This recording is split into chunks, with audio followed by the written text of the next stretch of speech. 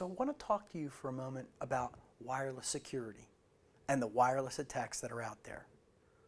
You need to know the basic protocols of wireless security.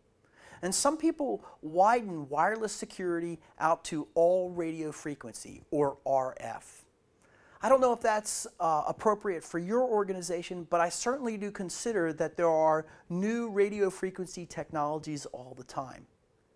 Now, when we're talking about wireless local area network, we're talking about the 802.11 protocol, A, B, and G. You need to know your speeds and feeds if you're dealing with the exam to know that you've got 2.4 gigahertz versus 5.4 gigahertz, and you need to know how much transmission rate is going through there, whether it's 10 megabits or 54 megabits. And I'll leave that to you to look up as a homework assignment. Let's talk about the attacks. So what I can do is create an access point that is not approved by my organization. It's a rogue access point. If the policy of your network says you are not allowed to have wireless and somebody comes along and says, well, I'll turn on my phone and I'll share out my connectivity to my service provider for my telephone and my wireless, and I'll create a wireless access point right here, what's stopping that person from doing it other than the policy saying that they shouldn't do it? They may not even know. Remember, when we go back to policy, it may be that they read that big thick book and signed it and didn't understand what they read, or they may not have read it at all and they just signed it and tore out the last page. So what we want to do is we want to say, okay, you're informed. Don't turn on your personal wireless access point. Don't plug in that Airport Extreme or that wireless access point that you brought in from home. Ask for those approved resources. On our side of things, what we should be doing as security professionals is detecting those types of wireless access points on a regular basis through some sort of war driving or war walking around our organization to collect up that information. So a rogue access point is breaking the security policy. That's really close to an evil twin. Let's say that we do have an infrastructure that is appropriate and there is wireless within that infrastructure and it's named Company Wireless Internet. And an evil attacker is able to plug in a separate wireless access point that overshadows our signal and has the exact same name. People who are walking around the organization know the name of it, so they say, okay, based on this SSID, I'll connect to the Company Wireless Internet because I know that that's an approved resource, not knowing that it's actually redirecting them through an inappropriate channel to the internet, maybe listening to what's going on at that point. So Evil Twin looks like the original access point, but it's not under our control. And generally what we do is we start talking about interference. Now this can happen for a variety of reasons, but if somebody wants to do a denial of service against us, what they can do is they can say, okay, I'm going to put a blanket signal across your network that's going to blot out your wireless. This can happen for reasonable reasons, such as if you have ham radio operators in your area, they're actually allowed to broadcast at a much stronger signal strength than you are for your little tiny wireless access point, and they could blot out your ability to communicate using wireless. The ham radio operators are sensitive to this and they usually tune their signal, but they're not required to by law. Bluejacking.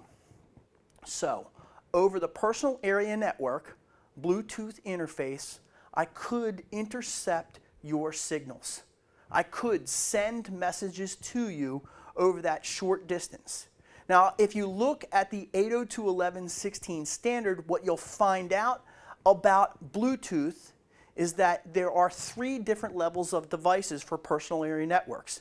The distances are roughly 1 meter, 10 meters, or 100 meters. The standard today is that 10-meter device, about 30 feet. But 30 feet is a pretty long way to go. And over that particular over that particular area, you could be on the other side of a wall. It is possible for somebody to hijack your Bluetooth signal. This happens to be a Bluetooth keyboard and a Bluetooth mouse. If it's possible, somebody could intercept these signals and hijack my keyboard. They could blue snarf. They could capture that signaled information and find out what my password is by capturing it over this interface right here, just by sniffing it or snarfing it up. War driving is a general description of somebody looking for wireless signals. The inappropriate portion of it from outside of our organization, those people who are doing it, those are the ones that are the attackers that are out there. And they're looking for our wireless signal to go beyond our boundaries. And remember, since they're wireless, they're not intruding physically on our property, so therefore they can do a lot of things, depending on your jurisdiction. War chalking is an old term that describes where a particular network is. Now today, you don't need to look for the war chalking signals that are out there. What you can do is you can go to one of your regular search engines and say, where are the wireless networks in my area? And it'll show you. It'll show you in a relative strength and area around where you are exactly where those wireless access points are. They're located on a map. Initialization vector attack. Now this is a very particular attack that is against one type of authentication mechanism in wireless. When we talk about wireless and we talk about WEP, we're actually talking about a particular protocol for authentication that has a very weak initialization vector. What that means is that it's not sufficiently random. Remember, in our cryptology section, we said, hey, we want a key, and that key should be random, and it shouldn't be guessable.